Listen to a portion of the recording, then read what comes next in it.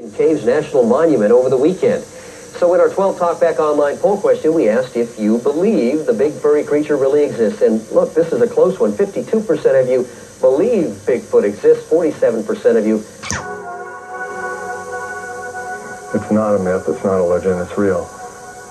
You may greet these images with a smirk, but people who claim they've actually seen Bigfoot or Sasquatch greet them with terror. The size of the animal involved is 40 to 50% larger than a 6-foot human. That puts it in the range of an 8-foot animal, 800 pounds. It's fairly impressive. My name is Dr. Matthew Johnson. I'm a licensed clinical psychologist in the state of Oregon, and I have a private practice in Grants Pass.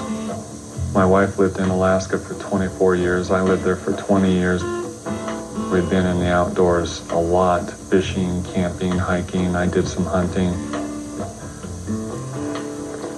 When we moved to Southern Oregon, we thought it'd be a neat idea to take the kids out to the Oregon Caves. So we came out here to go hike on the Big Tree Loop Trail, which is a 3.5-mile loop that goes up and around the mountain on top of the caves. One of the things that we talked about was it'll be nice to finally hike in a spot where there aren't any grizzly bears, because we just moved from Alaska and everywhere you go there's grizzly bears. Well, after we'd hiked probably half hour, 45 minutes, we'd walked through an area that had a really strong smell. It seemed peculiar, but we just kept going. Then when we began hearing this noise, that bothered me. I wasn't sure what it was, and I kept going through my mind, what man-made thing might be making that. We all stopped, and I said to my wife and my kids, "Did you guys hear that?" And they all went. It made a noise that was much more bass, mammal, and deeper than I could mimic, but it sounded like whoa, whoa, whoa, whoa. We weren't scared, we were just very curious, trying to figure out what animal in Oregon makes this noise, because we've never heard anything like it in Alaska. We moved on up the mountain, and that's when we began to hear it paralleling us. When we would stop and listen, it was quiet.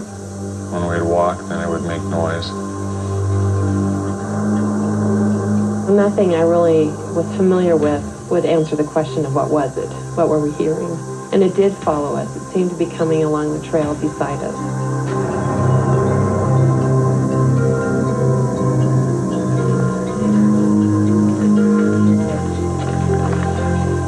After about 10 minutes of doing that, we didn't hear anything anymore.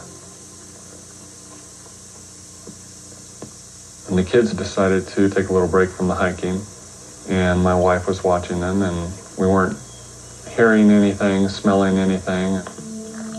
I hiked up the hill from the trail about 30, 40 feet away from my wife and my kids to go to the bathroom. As I was up there behind the brush and the trees, which was functioning as a natural blind, I was scanning the trees from my right to my left, and as I was looking, I saw something move out of the left corner of my eye down the hill. So I turned my head and I looked, and that's when I saw something walk from behind one tree, 1001, 1002, over to another very large tree. And then it looked out from behind that tree over at my wife and children on the path. I have experience with black bear and grizzly bear in Alaska, and I know what a bear looks like, I know what it sounds like, I know how it walks. Immediately, I knew this was not a bear. This thing was taller than a basketball player, more buff than a football player. It had to have been at least 9 feet tall. And I'm almost 7 feet tall, and it made me look small. Everything I knew came crashing down. My whole concept, my whole cognitive schema of what the outdoors consist of just was shattered. This animal's myth and legend, and it's so huge. It's frightening when you're not prepared to see it. And all I could think of at that moment is my wife and my kids are down there. And I just had to get down there and get him out of there as fast as I could. That's all I knew. It's just, what in the world is this? So once I got my wits about me, I had this protective instinct kick in and ran down to the trail. I avoided eye contact because the only thing I had to go on was what I knew about grizzly bear in Alaska, and that was you avoid eye contact or else they'll take it as a challenge. I ran up to my wife and kids and said, let's go, move, and they're kind of like dilly-dallying around. Go, move now. When Matt came down out of the trees, he seemed to be really rushing us, which was not real typical. That was a little troublesome. I still tried to give the appearance of remaining calm. He pulled me aside while the kids were getting a drink. He said, "You're not going to believe what I just saw." He said, "I just saw Bigfoot."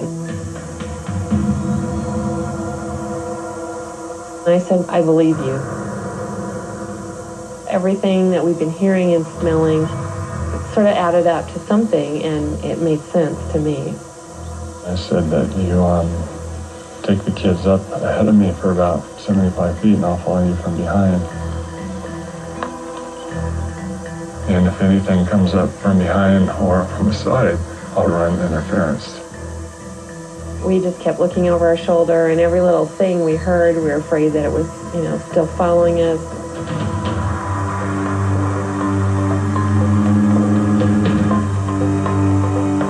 If I would have tried to run interference with what I saw, there wouldn't have been a whole lot of interference. It was big. I had never been so scared in my life, and that was a very long hour until we got off the mountain.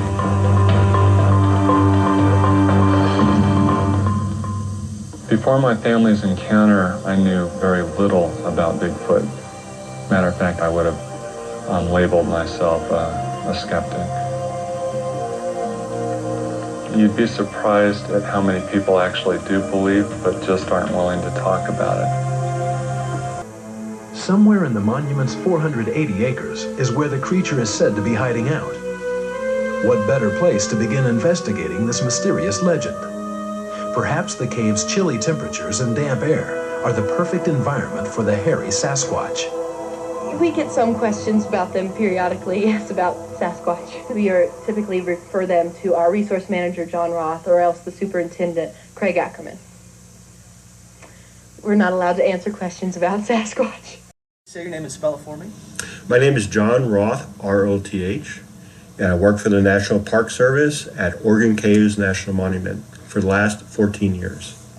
Okay, 14, that's a long time. So you've probably just about seen everything out here with having to do with nature and all the mishaps and all the strange things that might go on? You bet. We've seen lots of large mammals here. We have a high concentration of mountain lions as well as bears. We've just recently captured on film a fisher, which is a very rare animal, a large weasel. Wow, that's interesting. How prevalent is the wildlife then? We have pretty abundant wildlife here. It varies anywhere from tiny insects, bacteria, things in the cave found nowhere else in the world, up to large mammals like lions and bears. Okay. Take me back a couple of years when Dr. Johnson, when the story was relayed to you, what happened up here at the caves?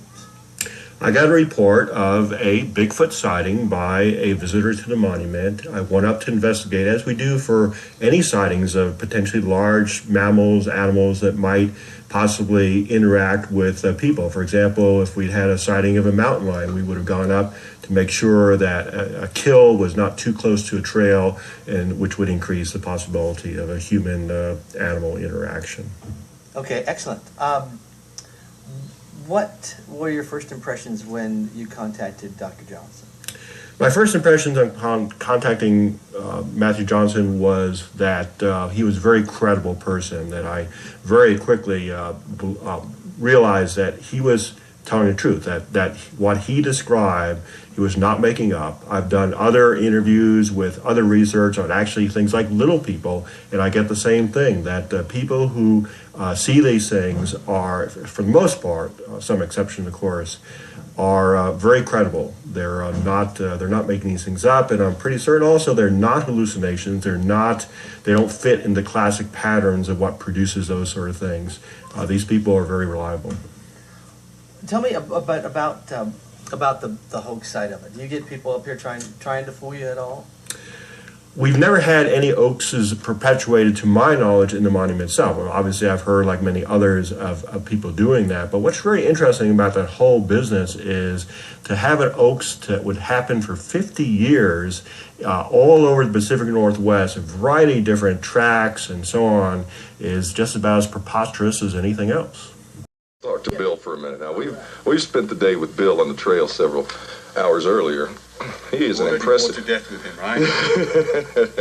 Bill is an impressive character, and rather than try to do some beefed-up announcer introduction, even though I communicate for a living, I'd just like for him to state his name, what he does, where he's been, and what his story is. Well, I'm Bill York.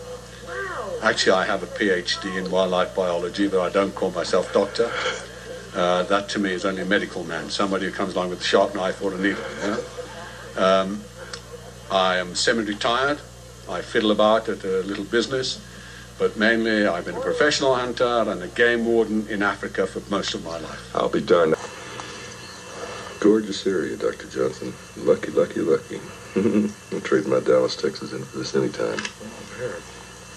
I have to say, where we saw the three rest, I wouldn't call it a bed, but where they rested over there, and with Bill with us, the ability to track was professional, so we weren't stumbling across stuff that wasn't what it was. But clearly have been here. Bill says the bedding area we saw, or the resting area, was no more than 36 hours old, so getting to see something that fresh and all the signs that we've seen of them being here is well worth the expense. I didn't come here expecting to see something live, moving, as surprising as that may sound, but my expectations were such that I found what I came to look for and considered it a success.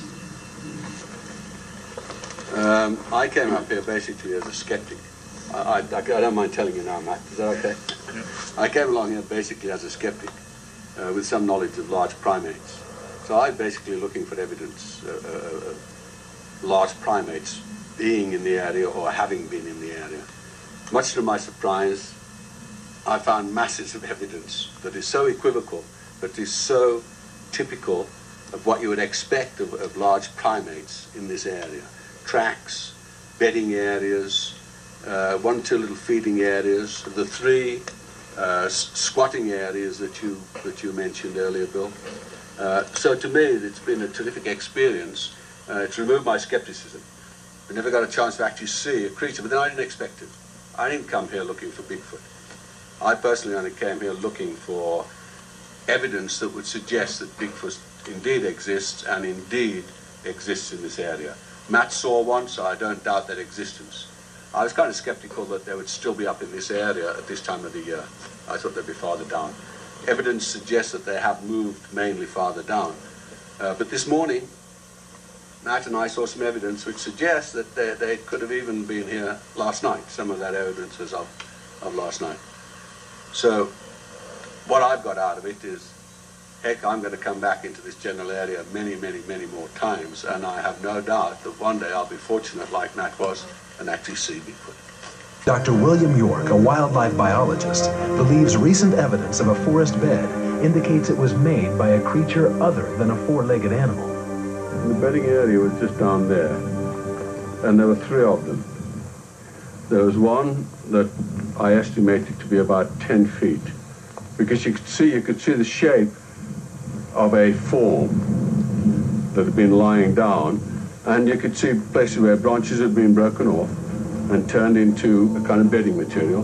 These branches were tough vegetation, and they'd been twisted off. And nothing I know that can do that.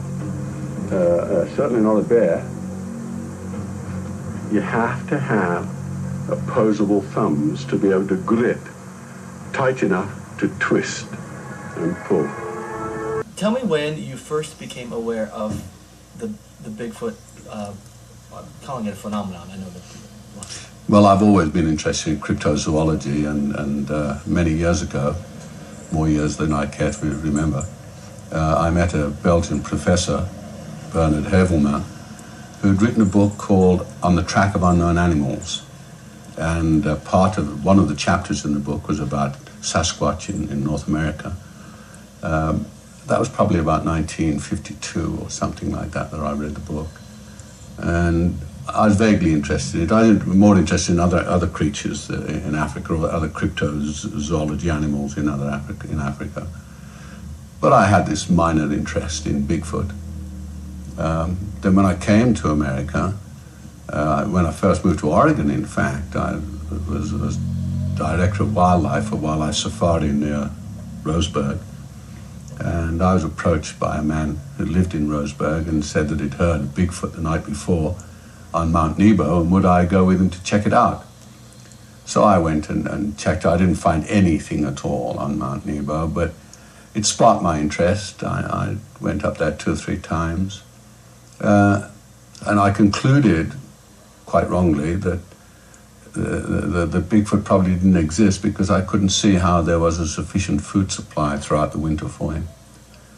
But then when I moved to Grants Pass and started hiking around in the coastal range, I realized that there are quite a lot of bears there, and where bears can live, Bigfoot can live, because I suspect they have the same dietary requirements. I suspect that Bigfoot is very omnivorous, mainly vegetable matter, but you know, small creatures, small animals, grubs and birds' eggs and things. And I began to realize that it was very possible for them to survive. And then I met Matt. A few days after he saw Bigfoot here at the caves, and he and I had lunch, and he told me about it, told me how he'd found it and how it had found him, really. And so I then started going out on expeditions with him, and of course we amassed such a lot of physical information.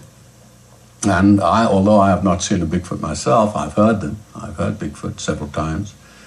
And some of our group have, since we've been doing this research, seen Bigfoot.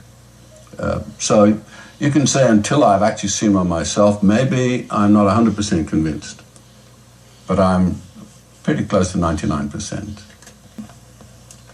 Tell me your thoughts on why you feel that maybe it's not as accepted as it should be by the general public. Well, first of all, it's obviously a very cryptic animal. It hides away. It's very shy, hides away a good deal. But we have to bear in mind that there have been about 10,000 sightings recorded, in the last 50 years or so. And it cannot all be fantasy. I mean, some of it could possibly be, but it cannot all be fantasy. I think one of the reasons why it is not so generally accepted is because nobody has ever brought back either a living or a dead specimen. But that should not be necessary. It is apparently necessary in the minds of many, but it should not be necessary. After all, one can gather up an awful lot of physical evidence, as we have, without necessarily bringing in a body. Surely the evidence of witnesses who are valid witnesses and certainly not crackpots, that should be, in a court of law, that would be allowed, Physically, that's considered to be physical evidence. Somebody's actually seen something happen. And also with the other evidence that we've gathered, I think any objective person who had been out with us on some of our expeditions would become, like myself, convinced of its existence.